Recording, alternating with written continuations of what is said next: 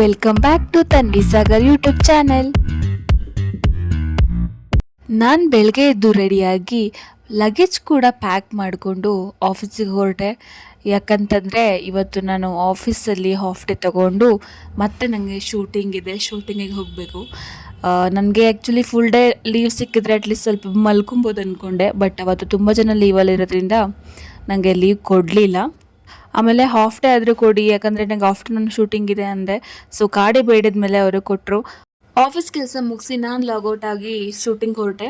ನಾನು ಅರ್ಧ ದೂರ ಹೋದ್ಮೇಲೆ ಅವರು ಕಾಲ್ ಮಾಡಿ ಸ್ವಲ್ಪ ಲೇಟಾಗಿ ಸ್ಟಾರ್ಟ್ ಮಾಡ್ತಾ ಇದ್ದೀವಿ, ಸೊ ಲೇಟಾಗಿನೇ ಬನ್ನಿ ಅಂತ ಹೇಳಿದ್ರು. ಸೊ ನಾನು ವಾಪಸ್ ಪಿ ಜಿಗೆ ಬಂದೆ. ಪಿ ಜಿಗೆ ಬಂದ ತಕ್ಷಣ ಅವ್ರು ಮತ್ತೆ ಕಾಲ್ ಮಾಡಿದ್ರು, ಇಲ್ಲ ಬಂದ್ಬಿಡಿ ಇವಾಗಲೇ ಸ್ಟಾರ್ಟ್ ಮಾಡ್ತೀವಿ ಅಂತ. ಸೊ ಮತ್ತೆ ನಾನು ವಾಪಸ್ ಅಲ್ಲಿಂದ ಹೊರಟೆ. ಕೆಲವ್ರು ಅನ್ಕೊಂಡಿರ್ತಾರೆ ಇವಳಿಗೇನು ಕಷ್ಟ, ಮಜಾ ಮಾಡ್ಕೊಂಡು ಶೂಟಿಂಗ್ ಹೋಗ್ತಾಳೆ ಅಂತ. ನೋಡಿ, ನಾನು ಇದೇ ಮಜಾ ಮಾಡೋದು.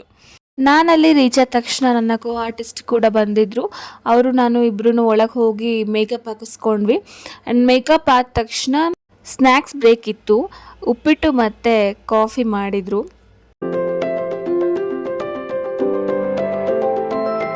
ಆಮೇಲೆ ಶೂಟ್ ಸ್ಟಾರ್ಟ್ ಆಯಿತು. ಅದೇ ಆಪರೇಷನ್ ಥಿಯೇಟರಲ್ಲಿ ಕರೆಂಟ್ ಹೋಗುತ್ತಲ್ಲ, ಕರೆಂಟ್ ಹೋದಾಗ ನಮ್ಮ ನಿಧಿ ಅವರು ಟಾರ್ಚ್ ಹಾಕುವಂಥ ಸೀನೆ ಇವಾಗ ನಡೀತಾ ಇರೋದು.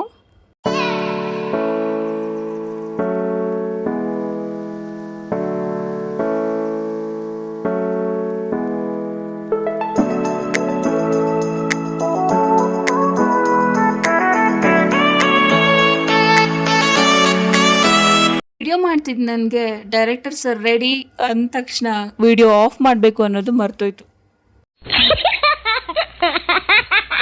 ಇವ್ರ್ಯಾರು ಗೊತ್ತಲ್ಲ, ನಮ್ಮ ಕಾಮಿಡಿ ಕಿಲಾಡಿ ಸದಾನಂದ ಬ್ರೋ ಅವರು. ಇವರೇ ನಮ್ಮ ಕ್ಯಾಮ್ರಾಮ್ಯಾನ್ ಸರ್. ಟೈಮ್ ಆಗ್ತಾ ಇತ್ತು, ಶೂಟಿಂಗ್ ಅಂತೂ ನಡೀತಾನೆ ಇತ್ತು. ಈ ಮಧ್ಯೆ ಸ್ವಲ್ಪ ತಲೆ ಹರಟೆನೂ ಮಾಡಿದ್ವಿ.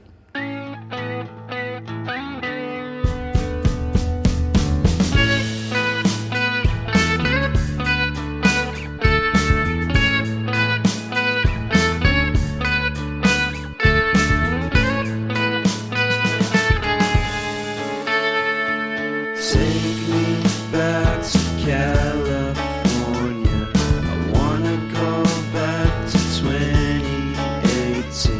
I wanna go back to time ಅಂತೂ 12 ದಾಟಿತ್ತು, ಆದರೆ ಶೂಟಿಂಗ್ ಇನ್ನೂ ಮುಗ್ದಿರಲಿಲ್ಲ.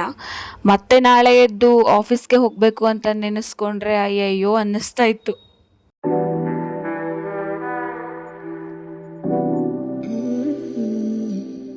ಅಂತೂ ಇಂತೂ ಪ್ಯಾಕಪ್ ಆಯಿತು. ನಾನಂತೂ ಎಲ್ರಿಗೂ ಟಾಟಾ ಬಾಬಾಯ್ ಹೇಳಿಬಿಟ್ಟು ಬಂದೆ.